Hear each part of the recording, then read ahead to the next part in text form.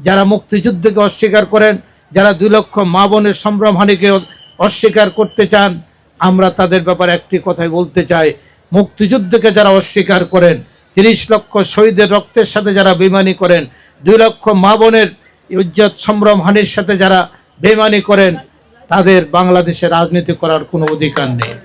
বিএনপির নামে কোনো ব্যক্তি যদি কোনো দোকানের কাছে কোনো সুবিধা নিতে চায়, প্রশাসন তার বিরুদ্ধে ব্যবস্থা গ্রহণ করবে, তার রাজনৈতিক কোনো পরিচয় এখানে আসবে না। আমাদের মা বোনদের প্রান্তিক লেভেলের প্রান্তিক মা বোনদেরকে ভুল বুঝে ডিএসতে টিকিট বিক্রি করে তাদের ঈমান আকীদা নষ্ট করেছেন, তাদের ব্যাপারে হুঁশিয়ার থাকতে হবে।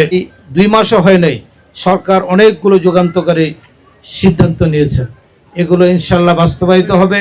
জিয়াউর রহমানের মতো তারেক রহমানও বাংলাদেশকে এগিয়ে নিয়ে যাবেন।